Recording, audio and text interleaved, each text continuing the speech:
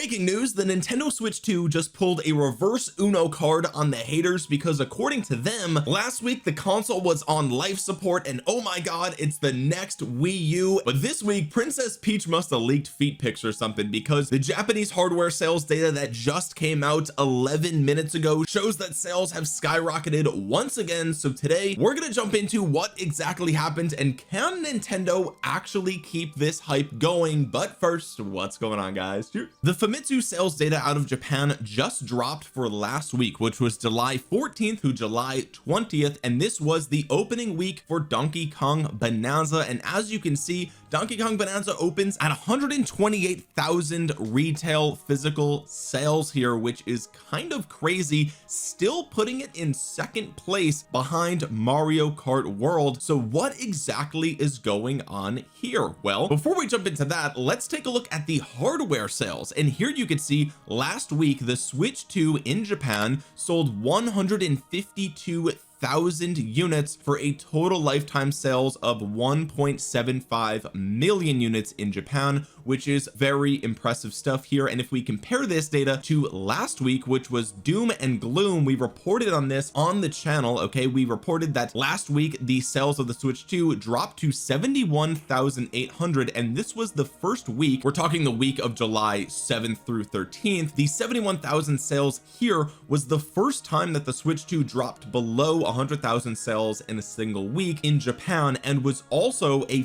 55% week drop over the previous week, where the Switch 2 had been constantly selling in the 150,000 unit range. So the Switch haters were saying, oh my god, finally the hype is dying down, the Switch 2 is dead, welcome back Wii U. Ladies and gentlemen, everyone was clapping on the demise of Nintendo. But this week sales have immediately jumped up back to what they were before. We see from 71,000 to 152,000 week over week. That is a 110% increase in sales week over week, which is an insane skyrocket in sales, ladies and gentlemen. 111% increase. That is crazy. So if we take a look at the sales for the games, right, the games are really what matter here. We can see that Donkey Kong Bananza is it's a hit. Donkey Kong Bananza is a hit. If you've been watching the channel, you know that I've reported on the fact that Donkey Kong got incredibly good reviews from basically everybody. It got universal praise. I think IGN gave it a 10 out of 10. I think that's a little bit generous. I think realistically, I think the game's about a 9.3. I think that's a solid place for Donkey Kong Bananza, in my opinion. Okay, I'm about maybe 10 hours into the game. I'm absolutely loving it, of course, but Donkey Kong Bananza was a smash hit in Japan, as it was all around the world. And because of that,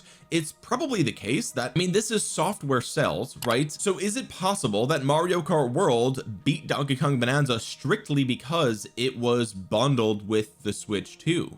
I think that makes complete sense, right? Everyone, I mean, not everyone, but I would say at least 80% of Switch 2 sales, it seems like, have been the Mario Kart World bundle, right? So individuals in Japan who have been waiting on getting a Switch 2 were waiting for something like Donkey Kong Bananza to come around, right? And so when Donkey Kong Bananza drops, those people decided, okay, well, do I want the regular Switch, or do I want the Switch bundled with Mario Kart World? They're going to go with the Mario Kart World bundle. And I think that probably explains this massive spike in Mario Kart World sales, because if we look at the previous week here, Mario Kart World was at 65,000, and we see the Switch 2 sold 71,000, like I just mentioned before. So as we could see, ladies and gentlemen, the Switch 2 does not look like the hype is dying whatsoever. It looks like what we predicted last week has basically come to fruition, right? Everyone was just waiting for another game to come out. I think it is completely logical. And again, I don't want to pat myself on the back here, but I kind of called it last week, right? I said, hey, Switch 2 sales just collapsed, because that's objectively true. That's what the data show. 55% week over week dropping in sales. Like, that's not good for any business. No one who knows anything about business would be happy about their sales dropping 55% week over week, right? So I reported on that, but I said in the video, like, look,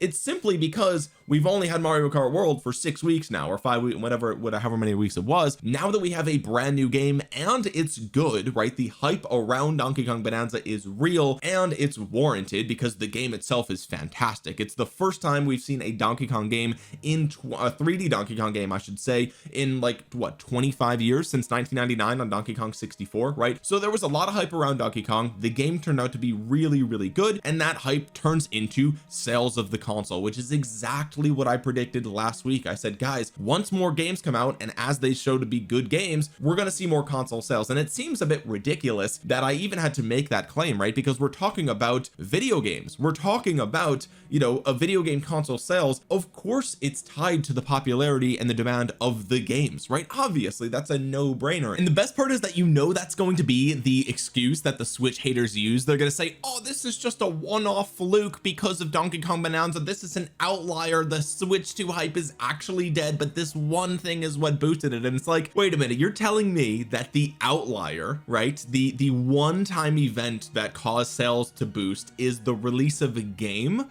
Okay, so you're talking about the video game company increasing sales because they made a video game. How is that an outlier? That's actually their entire business model. In fact, that is all that matters. That's like saying real estate sales were up last week because more houses were available for sale on the market. Like, okay, yeah. Or it's like sales for hamburgers at McDonald's went up last week because they released a new popular hamburger. It's like, yeah, that's their whole business model. That is literally the entire name of the game, right? So you can't be like, oh, it's just because of Donkey Kong Bananza, there's actually not really any hype around. It's like, yeah, the hype around the video game console is because of the video games. Can you believe that? That's not called a one-off fluke or hype. That's called literally like the business model. You're lost in the sauce here. Okay, anyway, as we expected last week, Donkey Kong Bonanza bumps up the sales of the Switch 2. Now there's a couple of other theories here, right? First of all, we reported on this channel a few weeks ago that the Nintendo CEO was saying that they did not anticipate the massive amount of demand for the console in Japan, and that they've actually been struggling to meet that demand. And so what I predicted in the last video is that it's possible that for the previous week's sales of 71,000, it's possible Nintendo may have been sandbagging that data and holding back some consoles. That way they had consoles to sell for the launch of Donkey Kong Bonanza because they knew that this game was going to have a lot of hype, it was going to have a lot of people wanting to buy the console, and so they wanted to keep those consoles in stock. And so that was a speculation. We obviously don't know for sure if that's the case, but can the Nintendo Switch 2 keep up the momentum? Because week after week we've been seeing sales in the 150,000 unit range out of Japan. The week prior was the only outlier to that. So can Nintendo keep this up? Well, first of all, we have to remember, okay, that we just had a Pokemon Presents and it was an absolute disaster. I covered the Pokemon Presents in the last two videos here on the channel. I am a massive Pokemon fan and I was just clinging to my seat waiting to see something exciting, and they absolutely dropped the ball. If you want to know what they revealed at the Pokemon Presents, check out my last two videos, specifically the one about Legends ZA. But one of the things that came out after that Pokemon Presents is that Nintendo is releasing a Pokemon Legends ZA bundle on October 16th. It is a $500 bundle. So what do we learn here? Okay, this looks like another strategy being taken by Nintendo to sell Switch 2 models. Okay, so what we know is that Legends ZA is not an $80 game. This is a $70 game. A lot of people were saying, oh my god, the Switch 2 is dead because all the games are $80. That's not true. There's only one game actually that is $80, and that is Mario Kart World, right? And that's only if you buy it separately. So here we can see Nintendo taking the same strategy. They're looking at Pokemon as one of their biggest selling franchises, and they are bundling a Pokemon game with the Switch 2. Now, a lot of fans were a little bit disappointed with this bundle because if you look, it's not anything special. It is literally just the standard model Switch 2. There's no special graphics, there's no special anything. It is literally just the box has Pokemon Legends ZA artwork on it, and in the box is probably a code, or the game is already loaded onto the console, just like we saw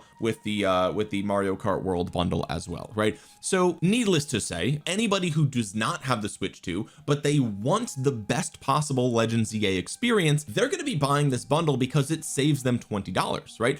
Otherwise they would have to buy the $450 bundle plus a $70 game. That's $520. If that's the case, they might as well just buy this for $500. They get the game they want, they get the console they want, and then they can decide if they want to buy Mario Kart World or Donkey Kong Bonanza later down the line. So what we know for sure is that even though this bundle is not that exciting in terms of the console, there's nothing special, there's no nice graphics, there's no unique sort of accessories or anything like that, but what we do know is that the Pokemon slop guzzlers are going to suck this thing down along with all of these scalpers, and this thing is going to fly off the shelves. You know it, I know it, everyone knows it. This is boring, it is uninspiring, the game itself does not look very good, and yet we still know that this is going to fly off the shelves. And this is again October 16th, so we know at the very least, okay, we have to make it through August and September of whatever whatever, you know, average sales are going to be for the Switch 2, and we know that sales are going to pick up again in October, mid-October, and then at that point we're off to the races. We are already starting to look at holiday, right? So we already know from mid-October and onwards the Switch 2 sales are going to continue to maintain, most likely,